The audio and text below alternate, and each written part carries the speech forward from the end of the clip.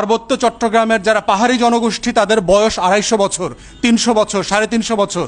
250 বছর আগে ত্রিপুরা থেকে, কম্বোডিয়া থেকে, মঙ্গোলিয়া থেকে অথবা বার্মা থেকে আসলে অরিজিনাল আদিবাসী হয় না, হতে পারে না। এই পুরো জনগোষ্ঠীর আদিবাসী হচ্ছে বাঙালিরা। অতএব সেটলার বলবার মধ্য দিয়ে কিছু কিছু জাতীয় গণমাধ্যম এবং তথাকথিত কিছু দেশ বিক্রি করা বুদ্ধিজীবী দালালরা যেটা বলবার চেষ্টা করছে বাঙালিরা হচ্ছে অপর, বাঙালিরা কোনো দেশ দখল করে ওখানে যায় নাই সাদাদের মতো। অতএব সাদাদের চোখ দিয়ে পার্বত্য চট্টগ্রামকে দেখবার যে ভুল নীতি আমরা দেখতে পাচ্ছি এটা বন্ধ করতে হবে। এটা বাংলাদেশের স্বাধীনতা, সার্বভৌমত্ব এবং আমাদের জাতীয় স্বার্থের পরিপন্থী। তাহলে আমাদের মিলনের জায়গা কোথায়? সূত্র হচ্ছে বাংলাদেশিতা। আমরা সবাই বাংলাদেশি। যে যেখান থেকে 250 বছর আগে আসছেন, যে যেখান থেকে ত্রিপুরা থেকে আসছেন, যে যুদ্ধ থেকে পালায়া বায়ানমার থেকে বার্মা থেকে আসছেন অথবা মঙ্গোলিয়া থেকে আসছেন, আপনারা সবাই এখন বাংলাদেশি। আপনারা শত শত বছর ধরে এখানে আছেন। অতএব আপনাদের জাতিসত্তার অধিকার আছে, আপনাদের নাগরিক অধিকার আছে। এই প্রত্যেকটা অধিকার আমরা স্বীকার করি এবং আমরা বারবার দাবি করেছি তত্ত্বাবধায়ক সরকারকে সিরিয়াসলি তদন্ত করে কোথায় কোথায় অন্যায্যতা হচ্ছে এটার সমাধান করতে হবে। যে সারা দুনিয়াতে আমরা দেখেছি যে এই জাতিগত বিভেদ এবং যে টেনশনগুলো আছে এগুলোকে যুদ্ধ করে, মারামারি করে, সামরিক বাহিনীর অস্ত্র দিয়ে এটা সমাধান হবে না। এটা সমাধান হচ্ছে রাজনৈতিক প্রসেসে প্রত্যেক সম্প্রদায়ের সাথে আলাপ আলোচনা করে কার কোথায় ক্ষোভ আছে, বঞ্চনা আছে, না পাওয়ার কষ্ট আছে, সেই কষ্টগুলোকে অ্যাড্রেস করতে হবে। এই জন্য আমরা দাবি করছি আজকের এবি পার্টির তরফ থেকে যে একটা ট্রুথ অ্যান্ড রিকনসিলিয়েশন, একটা ন্যায় কমিশন গঠন করেন। এই ন্যায় কমিশনের কাজ হবে, সারা দুনিয়াতে এই ঘটনাগুলো ঘটেছে, কানাডাতে ঘটেছে, কম্বোডিয়াতে ঘটেছে, মিয়ানমারে চেষ্টা করা হচ্ছে, সিয়েরা লিওনেতে হয়েছে, কঙ্গোতে, রুয়ান্ডাতে হয়েছে। এই জাতিগত সংঘাতগুলোকে আলোচনার মধ্য দিয়ে কার কি প্রাপ্যতার ঘাটতি আছে সেটা অ্যাড্রেস করেন। সবার কষ্টের কথাগুলো শোনেন। চাকমা সম্প্রদায়ের কষ্ট কোথায়, মারমা সম্প্রদায়ের কষ্ট কোথায়, সাঁওতাল, মারিন্ডি অথবা খাসিয়া সম্প্রদায় অথবা অন্যান্য যারা জাতিগোষ্ঠী আছে, কুকি, চীন যারা আছে, প্রত্যেকটা জনগোষ্ঠীর কষ্টের কথা আমাদের শোনা দরকার। এই বঞ্চনাগুলোকে অ্যাড্রেস করা দরকার।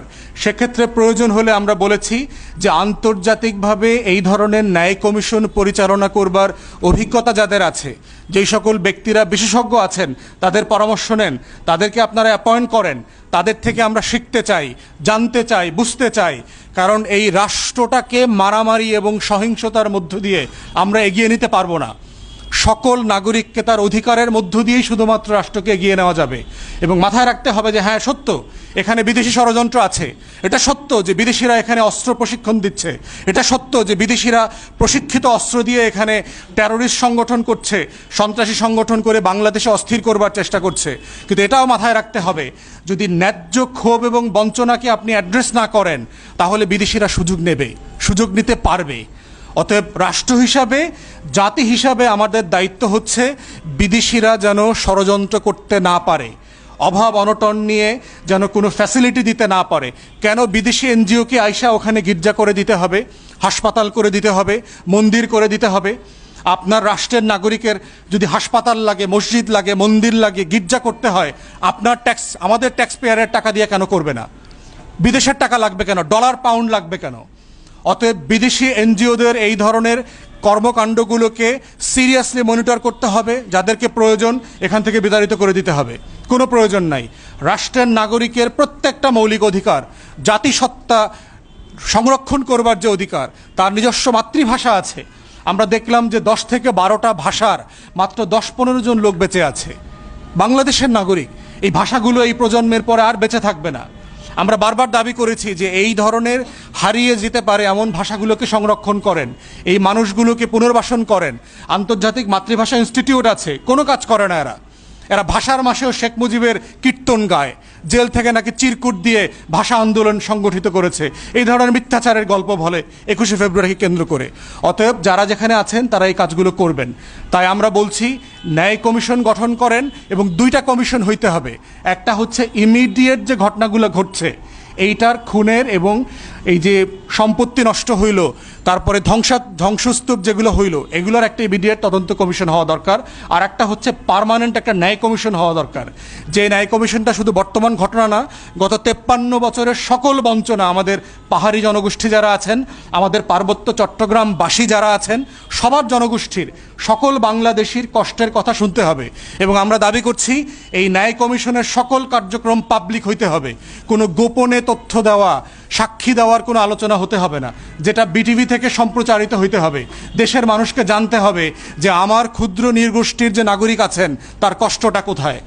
ঢাকাতে বসে শুধু বাঙালির কষ্ট নিয়ে আলোচনা করবার জন্য রাষ্ট্র হতে পারে না। আমার এই রাষ্ট্র সবার রাষ্ট্র, সব ধর্মের রাষ্ট্র, সব জাতিসত্তার রাষ্ট্র। অতএব আমাদের সবারকে জানার অধিকার আছে যে ওখানে কি হচ্ছে, কেন বঞ্চিত হচ্ছেন, কি করা যেতে পারে।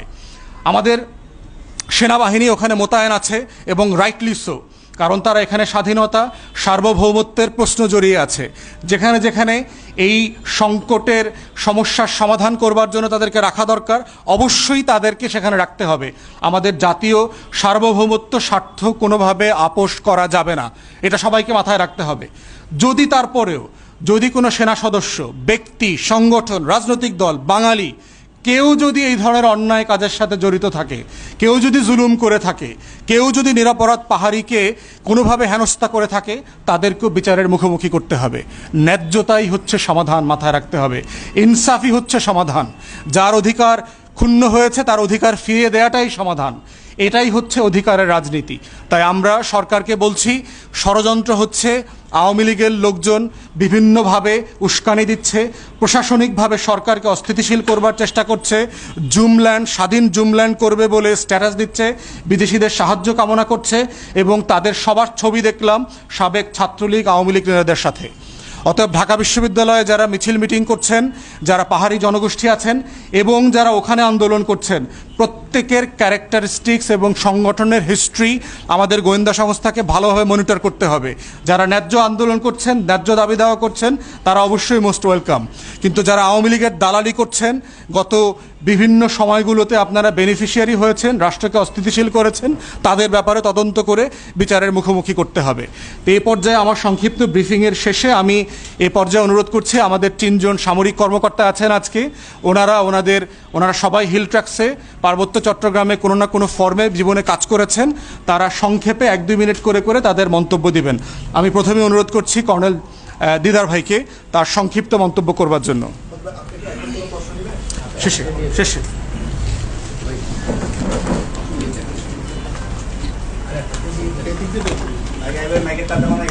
পার্বত্য চট্টগ্রাম বিভিন্ন কারণে আমাদের জন্য অত্যন্ত গুরুত্বপূর্ণ একটা জায়গা।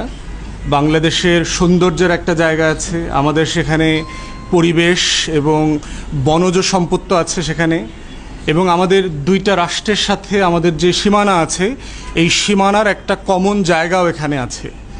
এবং হিস্টোরিক্যালি এখানে প্রচুর বিচ্ছিন্নতাবাদী আন্দোলন আছে, এবং অ্যাক্রস দ্য বর্ডার যে টেরোরিজম আছে, এই টেরোরিজমের একটা জয়েন্ট স্পেস আছে এই জায়গাটাতে। তো সব কিছু মিলায় বাংলাদেশের স্বাধীনতা, সার্বভৌমত্ব, আমাদের জাতীয় স্বার্থ এবং নাগরিক অধিকার, এই প্রত্যেকটা বিষয় পার্বত্য চট্টগ্রামের সাথে জড়িয়ে আছে।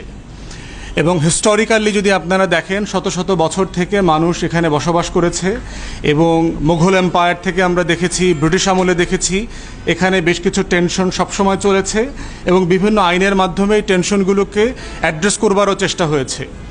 60-এর দশকে আপনারা জানেন যে আমাদের যে কাপ্তাই লেক আছে, এখানে 50-54 মেগাওয়াটের একটা পানি বিদ্যুৎ প্রকল্প করবার আয়োজন করা হয়, এবং চাকমা জনগোষ্ঠী থেকে শুরু করে অনেক নৃতাত্ত্বিক সংখ্যালঘু জনগোষ্ঠী অঞ্চলে বাস করতেন।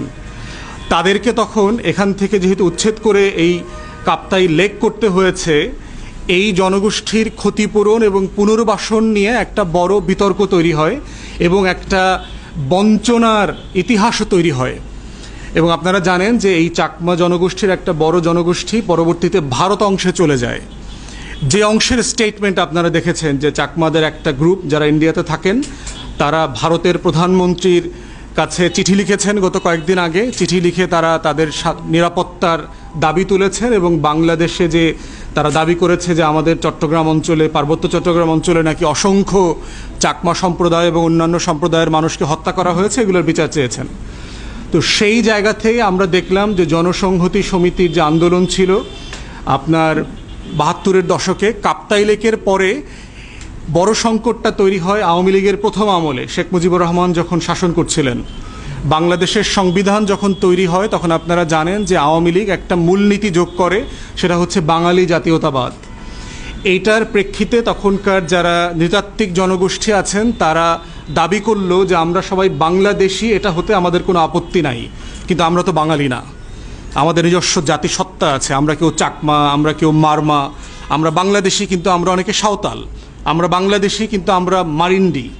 তো এই ধরনের অসংখ্য জাতিগোষ্ঠীর পরিচয়কে তখন আমাদের সংবিধান ধারণ করতে পারে নাই, যে কারণে ওখানে একটা টেনশন তৈরি হয় এবং চাকমাদের একটা প্রতিনিধি দল এবং অন্যান্য সংখ্যালঘু জনগোষ্ঠীর যে প্রতিনিধি দল তারা শেখ মুজিবুর রহমানের সাথে এসে দেখা করেন।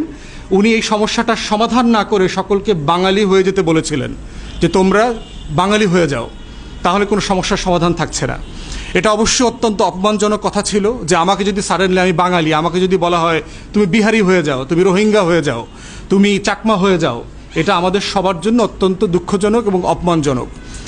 এই দুইটা ঘটনাকে কেন্দ্র করে আমরা দেখলাম ৭০-এর ৮০-র দশকে এবং ৯০-এর দশকে সশস্ত্র আন্দোলন পাহাড়ে শুরু হয়, যেটা পরবর্তীতে চুক্তির মাধ্যমে, আইনের মাধ্যমে মিটিগেট করা হয় এবং থেমে থেমে এই সংকটগুলো বারবার ফিরে আসছে। সম্প্রতি যে উসিলাতে আপনার এই ঘটনাটা ঘটলো, আপনারা দেখলেন সম্ভবত বৃহস্পতিবার রাতে একজন বাঙালি যুবক মামুন নামে, তাকে রাত ২:৩০টার দিকে ফোন করে ডেকে নেওয়া হয়। তার বিরুদ্ধে অভিযোগ ছিল যে তিনি নাকি একটা মোটরসাইকেল চুরি করেছেন এবং এই অভিযোগে তাকে পিটিয়ে মারা হয়। এবং আজকে দেখলাম যে তার স্ত্রী যে মামলাটা করেছে সেই মামলাতে যে ৩ জনকে আসামি করা হয়েছে, এই ৩ জন বাঙালি এবং আওয়ামী লীগের নেতা। কিন্তু দুঃখজনকভাবে হলো সত্য দেখলাম যে এই ঘটনাটা কেন্দ্র করে বৃহস্পতিবারের পরের যে ঘটনাগুলো ঘটেছে সেই ঘটনাটা আর বাঙালি খুনের মধ্যে থাকে নাই, সেটা বাঙালি পাহাড়ি জনগোষ্ঠীর মধ্যে টেনশনে চলে গেল। এই ঘটনাটাকে কেন্দ্র করে দেখলাম যে আমরা বান্দরবন, খাগড়াছড়ি, রাঙামাটির বিভিন্ন জায়গায় পাহাড়ি জনগোষ্ঠীর দোকান পাট, ব্যবসা বাণিজ্য, তাদের মন্দিরে আক্রমণ করা হয়েছে। তারাও কাউন্টার বাঙালিদের বাড়ি ঘর, দোকানপাট, ব্যবসা বাণিজ্য, মসজিদ আক্রমণ করে মসজিদ জ্বালিয়ে দেওয়া, পুড়িয়ে দেওয়ার ঘটনাগুলো ঘটেছে। এবং আপনারা দেখলেন যে বাঙালি মামুন হত্যার পরে চাকমাদের জনগোষ্ঠীর ভিতর থেকে ৩ জন চাকমা মারা গেছেন এবং ৫০-এর উপরে আহত হয়েছেন। বাঙালিদের মধ্যেও এই বিশাল আহত হবার সংখ্যা আছে। তাহলে এই যে চক্র দেখতে পাচ্ছি, এটা নিয়ে আমরা বোধ করছি যে এবি পার্টির পক্ষ থেকে জাতিকে জানানোর প্রয়োজন আছে যে আসলে কি হচ্ছে এবং কি হওয়া উচিত। তো সেই জায়গাতে এবি পার্টির প্রথম বক্তব্য হচ্ছে, বাংলাদেশের সীমানায় যারা বাস করেন তারা সবাই বাংলাদেশি। বাংলাদেশের সংবিধান তাদের পরিচয় ঠিক করে দিয়েছে, তারা সবাই বাংলাদেশি। এবং এই বাংলাদেশি হওয়ার পরে কেউ সমতলি হতে পারেন, কেউ পাহাড়ি হতে পারেন, কেউ বাঙালি হতে পারেন, কেউ বিহারি হতে পারেন, তিনি চাকমা হতে পারবেন, মারমা হতে পারবেন, খাসিয়া হতে পারবেন, সাঁওতাল হতে পারবেন, মারিন্ডি হতে পারবেন। যত জনগোষ্ঠী আছে যার যার আত্মপরিচয়ের, জাতিসত্তার যে পরিচয়, এর শতভাগ ধারণ করবার পুরো অধিকার আমাদের সংবিধান আপনাদেরকে দিয়েছে। অতএব আমরা যেটা বারবার বলছি আমাদের পক্ষ থেকে, যে এই সংকটকে আমরা শুধুমাত্র পাহাড়ি বাঙালি আকারে আমরা পড়তে রাজি না। এখানে আমরা দেখতে পাচ্ছি যে বাংলাদেশের নাগরিকদের মধ্যে খুন খারাপি হচ্ছে, সহিংসতা হচ্ছে, সংবিধান এবং দেশের আইন মোতাবেক এটাকে হ্যান্ডেল করতে হবে। দ্বিতীয় বক্তব্য হচ্ছে, যারা খুন হয়েছেন তাদের সবার ব্যাপারে আমরা তীব্র নিন্দা জানাই, পরিবারের প্রতি আমাদের শোক সমবেদনা আছে এবং সুষ্ঠু তদন্তের মাধ্যমে বিচার করা দরকার। যে যে পক্ষের হোক, সে পাহাড়ি হোক, সে বাঙালি হোক, সে হিন্দু ধর্মের হোক, সে মুসলমান হোক, যে হোক, একদম সুষ্ঠু তদন্তের মাধ্যমে এর বিচার হইতে হবে। এটা আমাদের দ্বিতীয় বক্তব্য। তৃতীয় বক্তব্য হচ্ছে, একটা বিতর্ক দেখতে পাচ্ছেন আপনারা এটাকে কেন্দ্র করে, সেটা হচ্ছে আদিবাসী কে এবং সেটলার কে। বাংলাদেশে বহু বছর থেকে পাহাড়ি জনগোষ্ঠীকে এবং নৃতাত্ত্বিক সংখ্যালঘু জাতিগোষ্ঠীকে আদিবাসী বলে বাঙালিদেরকে অপরায়ণ করবার একটা চেষ্টা আছে। আমাদের বক্তব্য হচ্ছে, এই সেটলার এবং ইন্ডিজিনাস যে আইডিয়াটা, এই আইডিয়াটা হচ্ছে ইউরোপিয়ান আইডিয়া। আপনারা যারা নোয়াম চমস্কির লেখার সাথে পরিচিত, তালাল আসাদের লেখার সাথে পরিচিত, আপনারা জানবেন এগুলো হচ্ছে ইউরোপিয়ান কলোনিয়াল সেটলার স্টেট আছে। ব্রিটিশরা তা একসময় ষোড়শ সপ্তদশ শতাব্দীতে তাদের যারা সিরিয়াস ক্রিমিনাল থাকতো সমাজের, তাদেরকে তারা লন্ডনের জেলে রাখতো না, তাদেরকে নির্বাসনে পাঠিয়ে দেওয়া হতো অস্ট্রেলিয়াতে এবং নিউজিল্যান্ডে। এই নির্বাসিত ক্রিমিনালদের দেশে পরিণত হয়ে হচ্ছে অস্ট্রেলিয়া এবং নিউজিল্যান্ড। অতএব ওইখানে আলোচনাটা আছে যে আজকে সাডেনলি অস্ট্রেলিয়া এবং নিউজিল্যান্ডটা সাদা মানুষের দেশে পরিণত হলো কিভাবে।